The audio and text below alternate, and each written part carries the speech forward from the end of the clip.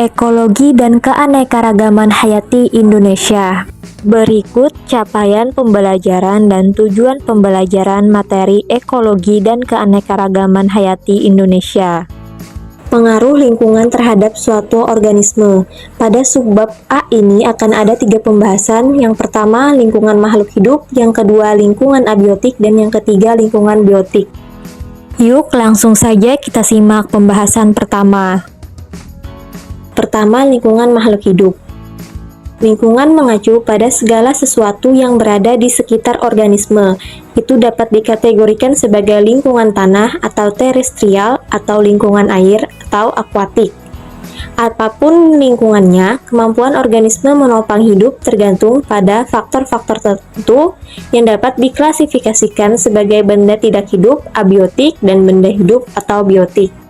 Lingkungan abiotik. Apakah ada yang tahu apa yang dimaksud dengan lingkungan abiotik? Lingkungan abiotik adalah lingkungan yang berisikan benda tak hidup seperti cahaya, suhu, air, kelembapan udara, pH, dan salinitas. Lingkungan biotik. Apakah ada yang tahu apa itu lingkungan biotik? Apakah berbeda dengan lingkungan abiotik? Lingkungan biotik adalah lingkungan yang berisikan makhluk hidup seperti hewan, tumbuhan, dan manusia. B. Interaksi antara komponen penyusun ekosistem. Pada bagian B ini kita akan membahas tentang yang pertama ekosistem, yang kedua aliran energi, dan yang ketiga daur biogeokimia. 1. Ekosistem. Makhluk hidup mendapatkan semua yang mereka butuhkan dari lingkungan mereka, seperti makanan dan air, tempat berteduh dan pasangan kawin. Di alam liar, makhluk hidup sangat cocok dengan lingkungannya dan hidup dalam suatu ekosistem. Lalu, apa sih ekosistem itu? Ekosistem adalah suatu sistem di mana terjadi hubungan atau interaksi saling ketergantungan antara komponen-komponen di dalamnya, baik yang berupa makhluk hidup maupun yang tak hidup. Lalu, ilmu yang mengkaji hubungan saling ketergantungan antara makhluk hidup dan tak hidup di dalam suatu ekosistem disebut ekologi. Nah, perlu teman-teman ketahui, pada ekosistem terdapat tingkatan organisasi kehidupan. Lalu, apa saja sih tingkatan organisasi kehidupan tersebut? Berikut akan dijelaskan mengenai tingkatan organisasi dalam kehidupan. Yang pertama ada individu, yang kedua populasi, yang ketiga komunitas, yang keempat ekosistem, yang kelima bioma, dan yang keenam biosfer. Setiap makhluk hidup memerlukan energi untuk melakukan berbagai aktivitas kehidupan. Hewan mendapatkan energi dengan cara memakan tumbuhan atau hewan lainnya. Adapun tumbuhan mendapatkan energi dari cahaya matahari melalui proses fotosintesis. Nah, dalam ekosistem ada yang dinampakkan dengan aliran energi. Lalu, apa sih aliran energi tersebut? 2. Aliran energi. Aliran energi adalah rangkaian urutan pemindahan penuh energi satu ke bentuk energi yang lain, dimulai dari sinar matahari lalu ke produsen, konsumen, sampai ke pengurai di dalam tanah. Aliran energi dalam ekosistem yang akan kita bahas yang pertama ada rantai makanan dan yang kedua jaring-jaring makanan. Apakah ada yang tahu pengertian dari rantai makanan? Rantai makanan adalah proses perpindahan energi dari satu makhluk hidup ke makhluk hidup lainnya melalui peristiwa makan dan dimakan. Rantai makanan juga dapat diartikan sebagai tingkatan atau urutan makan dan dimakan antara makhluk hidup. Dalam rantai makanan ada beberapa istilah yaitu produsen, konsumen, dan dekomposer atau pengurai.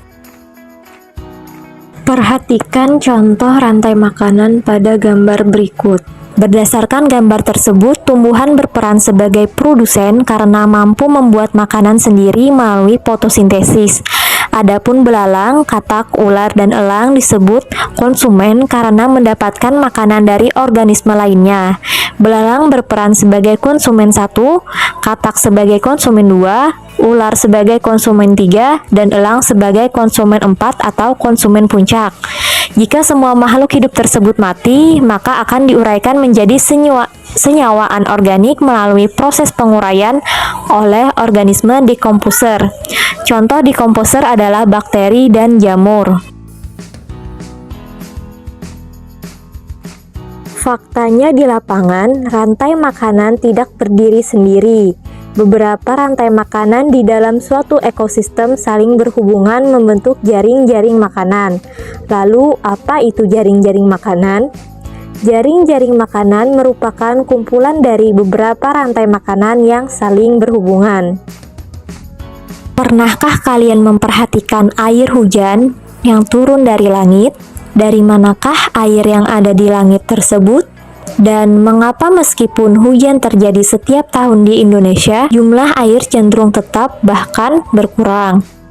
Air merupakan salah satu senyawa yang memiliki siklus atau daur.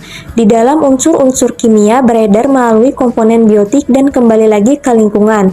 Proses tersebut terjadi berulang-ulang dan tak terbatas. Nah, pada bagian ini akan dibahas beberapa daur yang terjadi di alam, yaitu daur biogeokimia. Yang pertama ada siklus air, yang kedua siklus karbon dan oksigen, dan yang ketiga siklus nitrogen.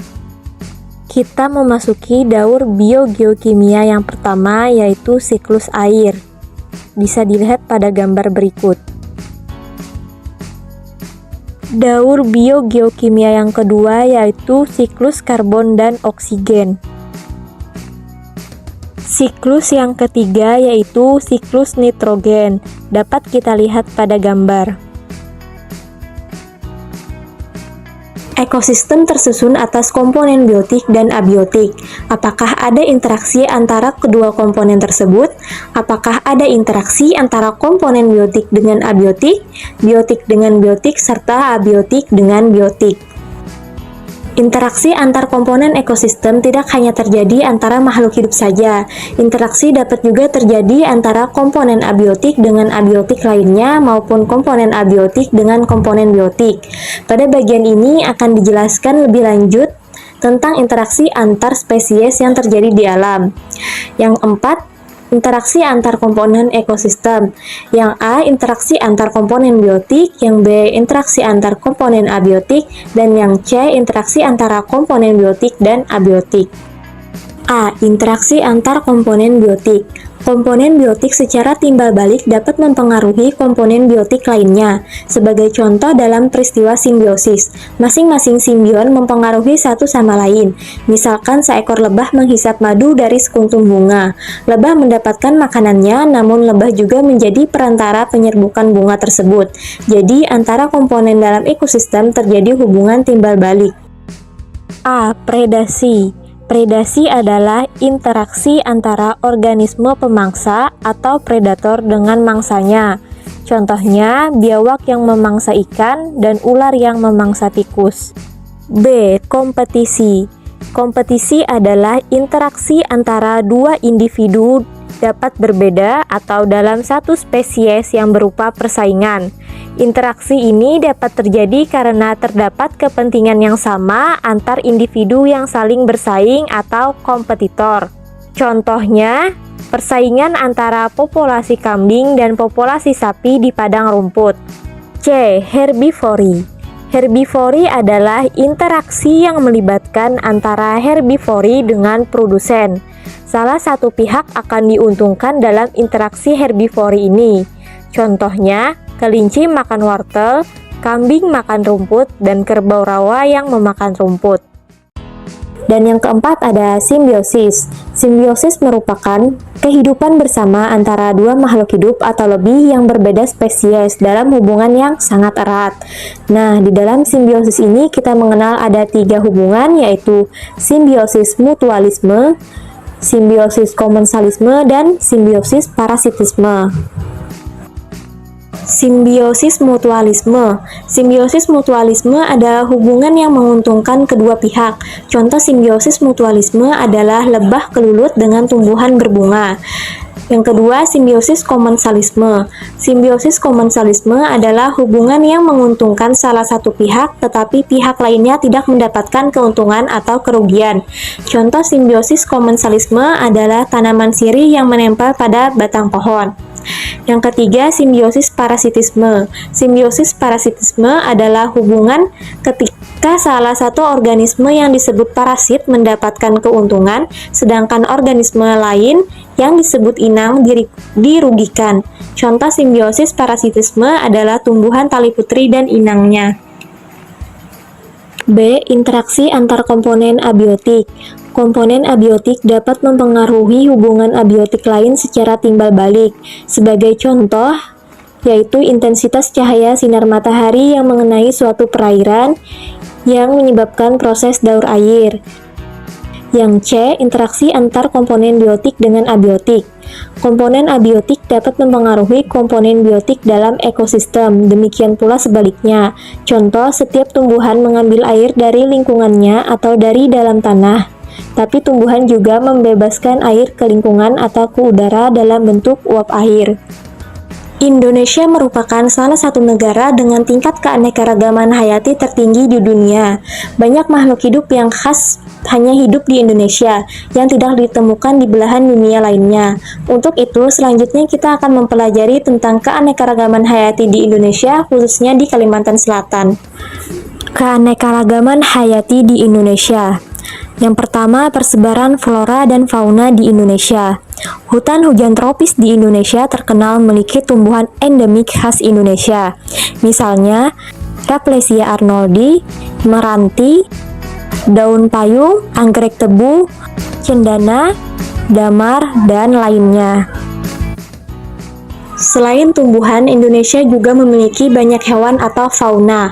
Wallace membagi persebaran fauna di Indonesia menjadi dua wilayah, yaitu fauna wilayah barat atau orientalis dan fauna wilayah timur atau australis. Adapun Weber membagi persebaran fauna di Indonesia menjadi tiga wilayah, yaitu fauna wilayah barat, peralihan, dan timur.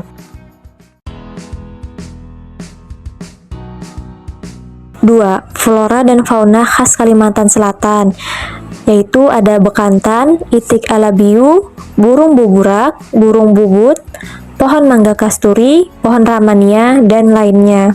Banyak flora dan fauna khas Indonesia yang terancam eksistensinya akibat kegiatan manusia. Manusia merupakan spesies di bumi yang paling mendominasi. Oleh karena itu, setiap aktivitas manusia akan berpengaruh terhadap keberadaan suatu ekosistem. Lalu, apa saja sih kegiatan manusia yang dapat mempengaruhi ekosistem? Berikut pengaruh manusia terhadap ekosistem. Yang pertama, pertanian dan produksi pangan. Yang kedua, kerusakan habitat. Yang ketiga, polusi. Dan yang keempat, konservasi. Kegiatan manusia yang dapat mempengaruhi ekosistem yang pertama adalah pada bidang pertanian dan produksi pangan. Kegiatan manusia di bidang pertanian yang turut mempengaruhi ekosistem adalah sebagai berikut. Yang pertama, penggunaan pupuk kimia. Yang kedua, penggunaan pestisida. Dan yang ketiga adalah pertanian monokultur. Perkebunan bukanlah habitat alami. Perkebunan merupakan salah satu faktor penyebab hilangnya ekosistem alami, sehingga turut serta menyebabkan kerusakan habitat. Berikut beberapa contoh alih fungsi lahan yang turut serta menyebabkan kerusakan habitat. Yang pertama ada pertambangan, dan yang kedua ada pembuatan pemukiman. Selain menyebabkan kerusakan habitat, kegiatan lain manusia yang berpengaruh terhadap ekosistem adalah polusi. Apakah ada yang tahu apa itu polusi? Polusi adalah masuknya zat-zat beracun ke dalam lingkungan, sehingga mengganggu keseimbangan lingkungan alamiah. Banyak aktivitas manusia yang tidak disadari menyebabkan terjadinya pencemaran, misalnya penggunaan kendaraan bermotor, membuang sampah sembarangan, dan membuang sisa limbah ke sungai secara langsung. Kegiatan manusia yang dapat memperlambat kepunahan adalah dengan melakukan kegiatan konservasi. Lalu, apa sih konservasi itu? Konservasi adalah pengelolaan sumber daya alam hayati yang dilakukan secara bijaksana untuk menjaga kesinambungan persediaan hayati dengan meningkatkan dan memelihara kualitas keanekaragaman nilainya. Konservasi keanekaragaman hayati. 1. Manfaat konservasi. Manfaat konservasi dapat dilihat dari aspek ekologi dan ekonomi. Manfaat secara ekologi adalah terlindunginya keanekaragaman hayati melalui keseimbangan ekosistem, sehingga terbebas dari ancaman kepunahan. Yang kedua, manfaat secara ekonomi. adalah tersedianya sumber sandang, pangan, dan papan yang berkelanjutan. 2. Metode konservasi. Secara umum, metode konservasi lingkungan dibagi menjadi dua, yaitu konservasi secara in situ dan ex situ. Yang pertama, metode konservasi in situ adalah upaya pelestarian keanekaragaman hayati baik berupa flora ataupun fauna yang dilakukan di habitat asli spesies tersebut. Contoh, Taman Nasional Komodo di Provinsi Nusa Tenggara Timur. Yang kedua, metode konservasi ex situ, yaitu upaya pelestarian keanekaragaman hayati yang dilakukan di luar habitat aslinya. Contoh, Taman Satwa Banjarmasin.